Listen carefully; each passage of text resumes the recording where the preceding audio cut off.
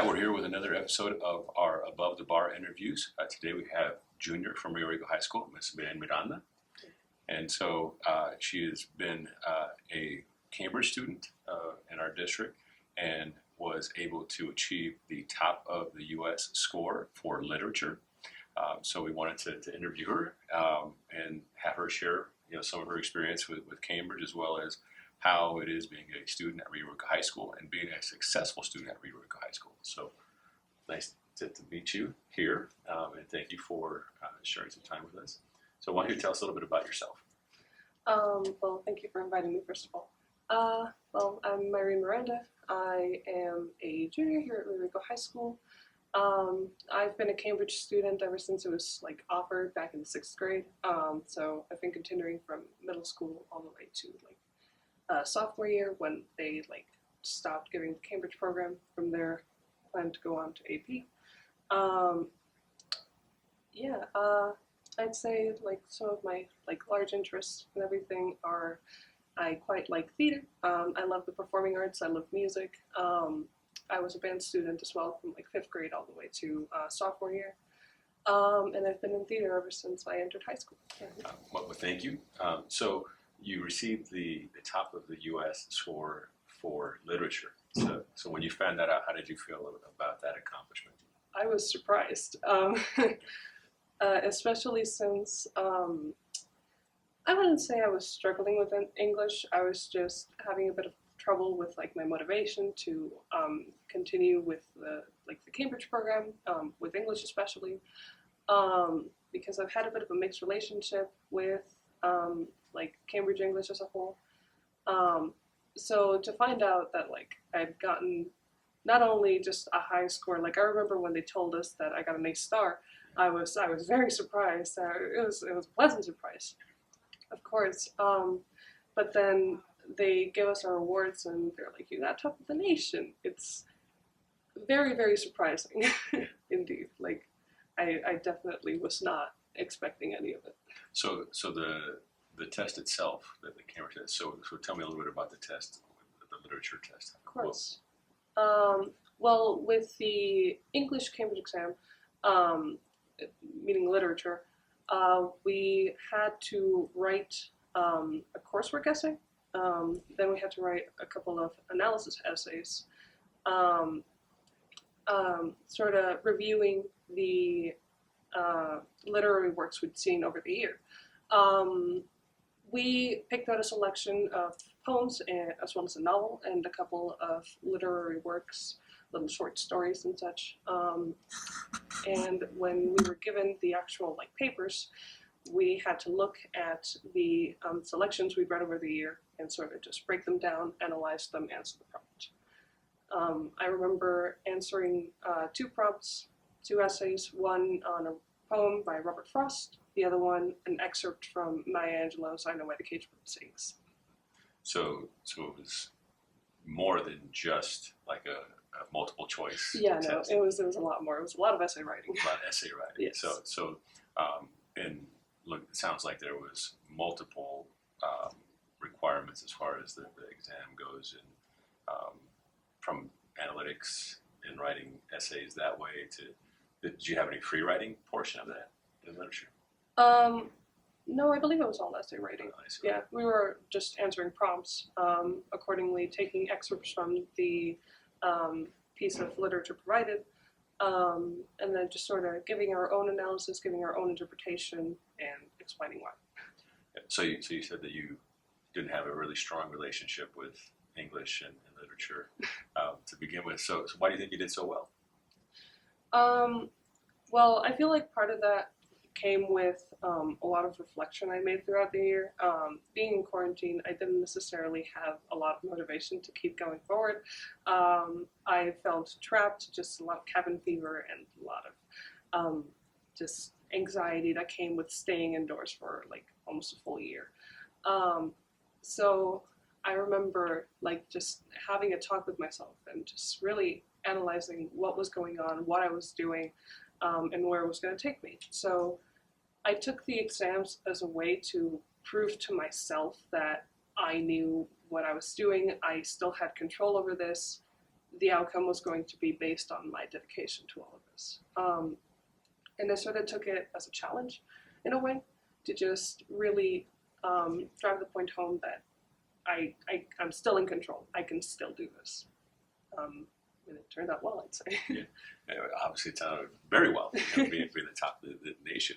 Yeah. So, which I didn't mention before, we're very proud of you. So congratulations. It's a great honor for you, your family, and the district, and Rico High School. But it also, you mentioned the middle school. How do you think that starting with sixth grade in Cambridge all the way up, did that help prepare you for the exams? I mean, going all the way back to sixth grade, being in the Cambridge program. I'd say so in a way, because it sort of warmed me up to how the Cambridge program was structured, because it's different than just normal, like on-level classes. Another part of it, I feel like the exclusivity of the Cambridge courses also helped, that like a student had to be committed and had to keep their grades up, because the classroom was filled with people who actually wanted to be there or wanted to try to do better with their courses. So that environment definitely helps a lot. And I feel like if I were in middle school and just in normal on-level classes, I wouldn't have gotten that same sort of environment, wouldn't have gotten that motivation to keep going with the honors courses. So when you're, you said the exclusivity of those classes, do you feel there was some competitiveness between you and the other students? Definitely. Yeah. But I mean, competitiveness doesn't necessarily mean a bad thing. It's sometimes, it encourages people.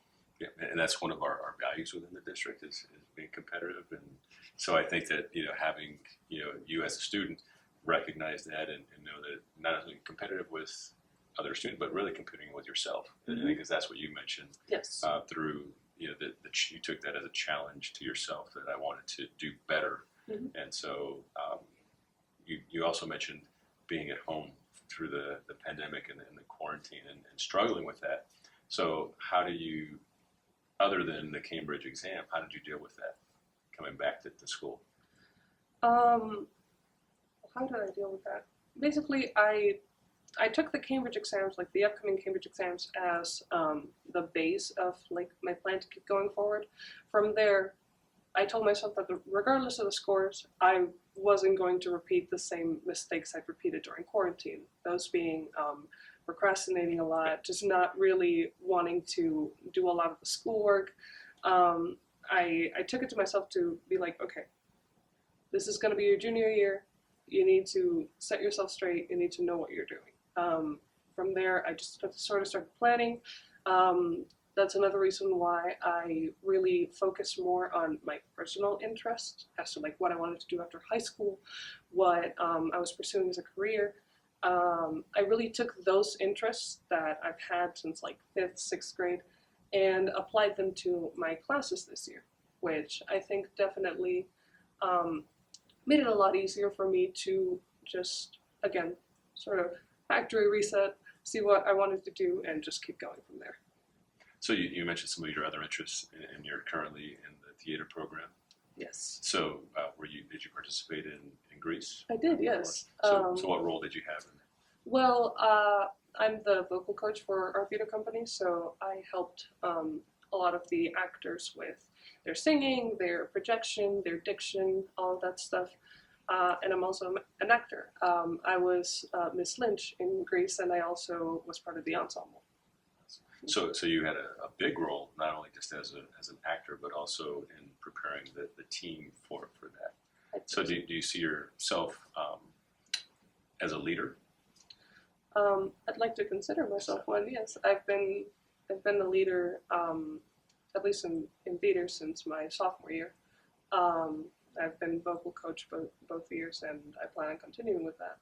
And even if even outside of theater, usually like the clubs I joined, I tend to be in like the executive board, or just I help at least a lot. Yeah, which is, I think, all preparing you for what you mentioned, your endeavors for the future. So what do you want to do in the future? I want to study astrophysics. As sort of my main career path, I've always been like very interested in science ever since I was little. I was like, I want to be a scientist when I grow up. And so I didn't really narrow it down because science is a very extensive field. It wasn't until like early middle school or like late elementary school that I started investigating more like astronomy and astrophysics, and that's what I want to do after high school. I still want to continue following more of like my passions, like theater, maybe even go back to band. But for my main career path, that's where my interests lie.